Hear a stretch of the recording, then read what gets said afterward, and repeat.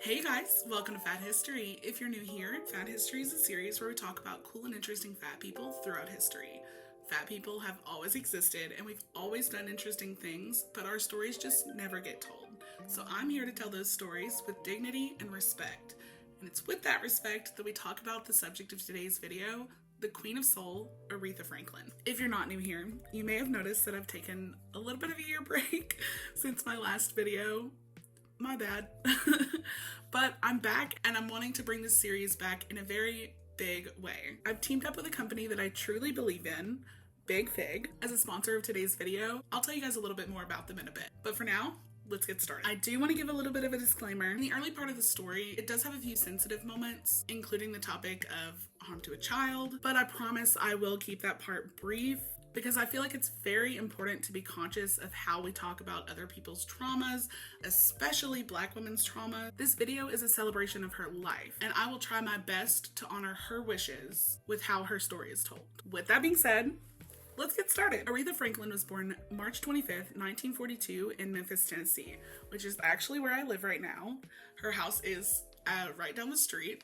Just a little fun fact. Her father was an itinerant preacher, which is essentially just a preacher who travels to different churches for short periods of time to give sermons. Her mother was a singer and played piano professionally. When she was 5, her family moved to Detroit, Michigan, and her father became the pastor of New Bethel Church. But when she was 6, her parents would separate and her mother would move to Buffalo, New York. Despite her and her mother's wishes, her father absolutely would not allow her to go live with her, and even though she got to see her occasionally, neither of them were happy with this arrangement. Just before her 10th birthday, her mother would actually pass away and she would be looked after by her grandmother and Mahalia Jackson. It was during this time that she learned to play piano by ear, and it was really what got her through it. At this time, her dad was a part of the National Baptist Church. Founded in 1895, the National Baptist Convention is the major organization of African American Baptists and is the nation's largest religious organization in the United States. Martin Luther King's family was a part of the NBC from its founding. With 7 million members, it was the largest Black organization outside of Africa, and it was a major support to the Black community during the Civil Rights era. Her father, C.L. Franklin, was one of the first ministers to have his sermons released on record. He was making very good money from this, and he was a household name. But in his personal life, things were just a little bit different. While he was preaching during the day, by night, he was throwing wild parties. There was a lot of drinking, smoking, and general debauchery. Ray Charles once described it as a sex circus. It was at these parties and traveling with her father that she would meet a lot of famous secular artists of the time. People like Ella Fitzgerald, Sam Cooke, Duke Ellington, Ray Charles, and even Martin Luther King Jr. Aretha would perform for their entertainment, playing music and singing songs for them. And as you can imagine, that's not really a safe environment for a child to grow up in. Aretha would have her first child at 12, and she would drop out of school. But instead of being allowed to raise her child, her dad made her go on the road with him, and her grandmother took over raising the child. After 5 years on the road, in 1960, her father would agree to move her to New York to produce a 2-track demo. And this would get her noticed by Columbia Records, and they signed her as a 5% artist, which means she was making 5% of sales, which is wild. In 1961, Columbia issued Aretha's first album, Aretha with the Ray Bryant Combo. It featured her first single to chart the Billboard Hot 100, and it peaked at number 7 on the R&B chart. She was really coming into her voice during the Columbia years, but she never quite felt like it was right for her. They really wanted to push her into the secular music category, and while she did enjoy singing secular music, she just didn't feel like it honored her gospel roots in the way that she really wanted to. It was also at this time that she was struggling through an abusive marriage. Married at 17, she appointed him her manager despite her father's objection. Etta James once said, "Ted was supposed to be the slickest pimp in Detroit. When I learned that Aretha married him, I wasn't surprised. A lot of the big-time singers who we idolized as girls had pimps for boyfriends and managers. Part of the lure of pimps was that they got us paid. They protected us, but they also beat us up." You can really hear the pain in the lyrics when she sings, "My friends keep telling me that you ain't no good, but oh, they don't know I'd leave you if I could. I ain't never loved a man the way that I love you." As Aretha became more miserable in her marriage, she turned to drinking and smoking a lot more heavily, and that would become a really big part of her life as well. In November 1966, her Columbia Records contract expired. At the time, she owed them money because record sales hadn't met the expectation, so instead she signed with Jerry Wexler of Atlantic Records, and this would actually turn out to be a really good thing for her career. Wexler really believed in Aretha. He once called her his personal project, encouraged her to work with her gospel roots instead of in spite of them. And that's when we see some of her best work. In January 1967, she would travel to Muscle Shoals, Alabama to record at Fame Studio. But her husband got into some fights, and I say some fights because it was like people in the band and her manager and other people. There was a lot going on.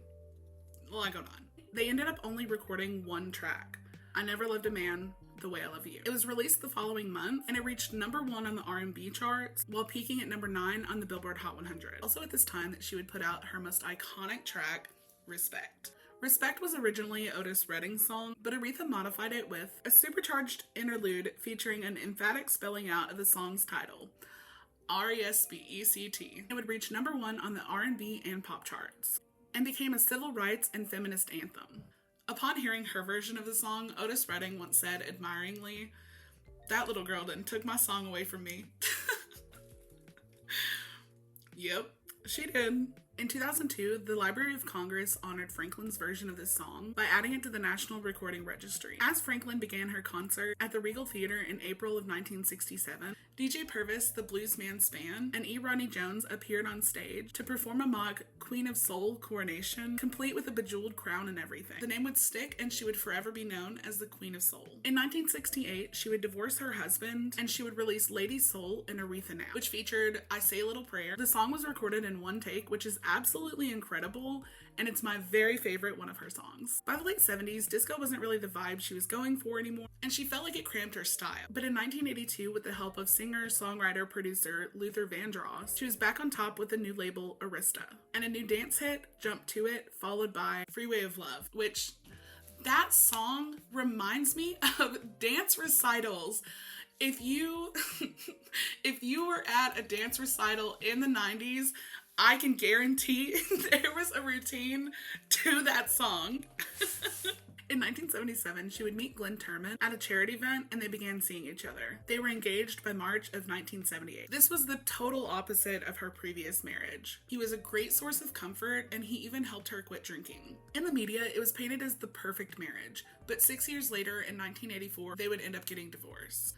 But they would stay good friends for the rest of her life. In 1984, she would have a bad experience on an airplane, and she would actually end up never flying again. She did the rest of her touring by bus, which I'm positive was an extremely fabulous bus, and it would make touring for the rest of her career a little bit more difficult. Aretha's last pop album of the decade, the 1989 Through the Storm album, the album was 8 tracks, and 4 of them were duets who featured the artist Whitney Houston, James Brown, Elton John, Four Tops, and Kenny G, which is an iconic list. Only the title track would be the only track that would hit the Billboard Hot 100 Top 20, and the album itself would stall at number 55 on the album chart. In 1987, Aretha Franklin became the first woman to be inducted into the Rock and Roll Hall of Fame. While the album sales in the 1990s and 2000s failed to reach the numbers that they did in previous decades, she still remained to be the Queen of Soul. She would also be the focus of multiple documentaries and tributes as the decade progressed. In 1998, she would fill in for Luciano Pavarotti at the Grammys and would give a performance of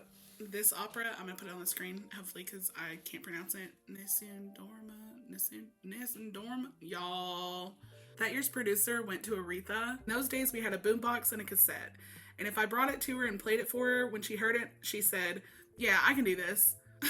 Do you know how talented you have to be to, on a moment's notice, just give an opera performance at the Grammys? She was so talented. In 2003, she released her last studio album on Arista, So Damn Happy, and left the label to found Aretha Records, and became the second woman to be inducted to the UK Music Hall of Fame. In 2008, she received her 18th Grammy Award for Never Gonna Break My Faith, featuring Mary J. Blige. She's one of the most honored artists in Grammy history, and in 2009, she sang My Country 'Tis of Thee at the inauguration of Barack Obama. In 2011, she released her first album on her own label, A Woman Falling Out of Love. But in 2010, at age 68, she had canceled concerts to have tumor surgery, but she denied rumors that it was because of pancreatic cancer. A year later, she was giving concerts, but in 2013, she was back to canceling her tours for several months. But she would resume the tour on Christmas that year. In 2017, 7 years after she had had tumor surgery, she was again having to cancel concerts. When she resumed performing in July, she had appeared to have lost over 100 pounds.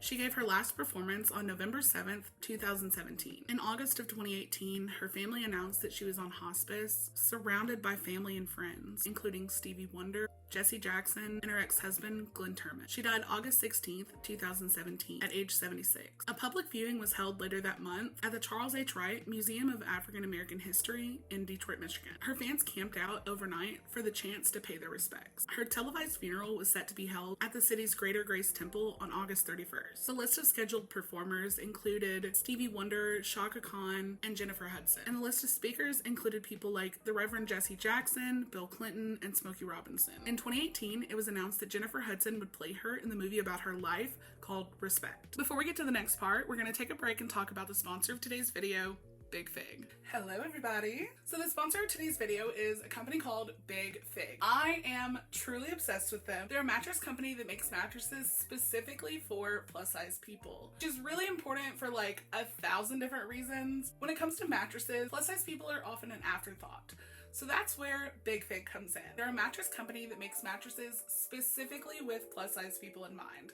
I've had mine for, I guess, over a year now, and I literally have gotten the best sleep of my entire life. I've got a discount code. I will put it in the description. Big Fig is great for people who have big families or big pets, or people who just want a lot of extra support and the safety of knowing that their mattress is going to last. With a weight limit of 1,100 pounds, they're really comfortable and they have a lifetime warranty. And after going through mattress after mattress for years, I truly wish that I would have found Big Fig years ago. They're a company that I truly believe in and a product that I love and use every single day of my life. I'll put my discount code in the description box, so if you're interested in a new mattress and you're a plus size person, I highly recommend checking them out. Now let's get back to the story. Her music career in itself could make this video hours long, but the impact of her music was remarkable in itself. Her deep connection with the Southern freedom movement was everything to her. Her father was actively a part of Democratic Party politics and the civil rights movement. Politicians and activists, along with many gospel superstars of the day, were a fixture in their family home. So as a result, she received a formative musical mentoring with stars such as Dinah Washington and Mahalia Jackson. In addition to inheriting a strong sense of social justice, she would continue to support progressive politics throughout her entire career. The soul singer regularly performed at civil rights events and was there to support Martin Luther King Jr. during his rallies. She was eventually awarded the Southern Christian Leadership Award for her dedicated work by King. And when he was assassinated in 1968, she performed at his funeral. There's also a lot to be said about her song Respect and also the song Think. At the time that she released Respect, there was a lot of segregation going on in the music industry, and it was the civil rights era in the United States. There's a quote by Ben Chavis that says, "We always sing songs about things we didn't have. We said, we shall overcome, we hadn't overcome. But we sang, we shall overcome." And when Aretha came out with Respect, we weren't getting any respect. Black folks were being disrespected, being beaten down, killed, trying to get the right to vote, being beat down and killed trying to get civil rights. So when she came out with the song Respect, it was like she was fulfilling not only the urgency of the movement at the time, but she made it known through her song that we were going to get respect. Instantly, her song connected with everyday people who were tired of racial disparities. A quote from Dr. Lynn Lewis, who is a sociology professor at the University of Detroit Mercy. At this time, African Americans and African American women in particular were looking for something that can serve as their anthem for that kind of era. And Aretha sang Respect in a way that caused Black people to want to wave their liberation flag and wave their freedom flag. It was a song that penetrated all aspects of the lives of Black women. It's one of the most influential songs in pop history. It crossed gender, racial, and socioeconomic lines where everybody could identify with this. All I'm asking for is just a little bit of respect. Just a little bit. And although that wasn't her intention when she put the song out, she was incredibly honored at what the song became. Along with social issues, Aretha also deeply cared about charity organizations and has supported charities like Feeding America and the Barbara Davis Charity for Childhood Diabetes. She also performed with the former U.S. Secretary Condoleezza Rice at the Philadelphia's Mann Music Center to raise money for inner city children and awareness for music and arts in the Philadelphia and Detroit area. She was dedicated to making the world a better place. In fact, her last performance was at Elton John's annual AIDS Foundation Gala. She also supported the American Grammy Foundation, the Rainforest Foundation, the Robert F. Kennedy Memorial, Special Olympics, and the NAACP. In 2008, she was named the Music Cares Person of the Year in recognition of her artistic and philanthropic achievement. The dinner in her honor raised $4.5 million, the charity's highest take ever, which was helped along by the auction of a pink Cadillac that was signed by Aretha, and it sold for $51,500. In 1987, her voice was declared one of Michigan's important natural resources. She left a legacy of 42 studio albums. She won 18 Grammys, including the Lifetime Achievement Award, 131 singles, and 6 live albums, and more. So much more. Her iconic performances and recording came to define the term soul music in the 20th century, setting the standard for Black female vocal excellence. She was so talented and respected that she received honorary degrees from 5 Ivy League schools: Harvard, Princeton, Yale, Brown, and Penn. With all of that being said, all of the talent and the accomplishments, people would still find a way to demean her because of her weight. Her weight would fluctuate and she would be forced to bring it up frequently. But she was also not scared to put people in their place when they got out of line when talking about her weight. She once said, "How dare you be so presumptuous to presume you could know my attitudes with respect to anything other than music? Obviously, I have enough of what it takes to wear a bustier, and I haven't had any complaints. I'm sure if you could, you would." Signed, Aretha Franklin. P.S. You are hardly in any position to determine what separates stars from divas, since you are neither one or an authority on either. Get 'em. Even during the end of her life, when she had lost over 100 pounds from cancer, people would still congratulate her on her incredible achievement. It's hard to put into words exactly how sick that is. It goes to show you that it doesn't matter how talented you are, how famous you are, how rich you are. Fat phobia impacts every single part of society. It is important to realize that this is not an individual issue. It is a systematic one. Everyone is at risk from the harm it can do. When it comes to things that made Aretha happy, furs were at the absolute top of the list. She wore them whenever she wanted, including the time that her voice brought Barack Obama to tears during her performance, where she iconically tossed her mink coat right onto the floor. Clarence Albert, the general manager at Dietrich Furs, first met Franklin when he was employed at a department store. He received a phone call from a woman inquiring about a private fur showing in her home. Asked her who it was. She said, "The Queen." Albert said, "Aretha Franklin?" And she said yes. They loved her so much, and not just because she was dropping some serious cash in their store. They really loved just being around her. She was kind and loving and just had a warm spirit. And as someone who really, really loved supporting local businesses, she loved giving them her support. Another thing she was obsessed with was fireworks during her performances. During a charity performance in 1995, they used pyrotechnics, and from that point, she was obsessed. It was said that she demanded to have fireworks at every performance. A voice that electric deserves an electric display. And she's not wrong. And finally, my favorite story about her, it's said that she sent the pettiest facts in recorded history by the Associated Press. At Whitney Houston's funeral in 2012, Whitney's aunt, Dionne Warwick, mentioned that Aretha wasn't there, but it was okay because she was there in spirit because she was Whitney Houston's godmother. The only thing, though, is that that was not true. So 5 years later,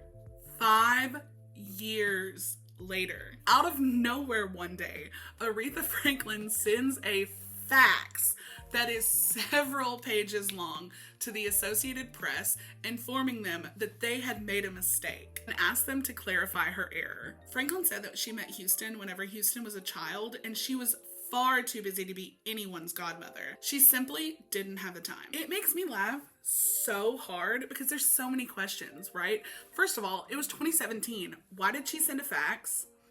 Why was it several pages? Why was it out of nowhere? She literally waited 5 years. Why? Like, what was the thing that she, like, did she just wake up and just like, you know what? I got some stuff to say. Did she have a fax machine, or did she have to like go somewhere and send? They never did respond to it, even though she called them to confirm that they had gotten it. They had, but they were like, what is this? And that is a level of petty that I aspire to be one day. Aretha Franklin is one of the most talented artists in music in American history. She's someone that had a difficult life, but with that pain, brought about some of the most beautiful and influential music of a generation. It's my greatest hope that by hearing stories like these, it inspires you to pursue your wildest dreams too, and to not let fatphobic ideology determine how far you go in life. And never forget, it is always okay to demand a little respect. Just a little bit. I want to say thank you again for listening today. I truly can't express how much it means to me to share these stories with you. And a special thank you to Big Fig for partnering with me on today's video. I love them so much, and I really look forward to sharing more stories like this with you. If you have any story suggestions, feel free to send them my way.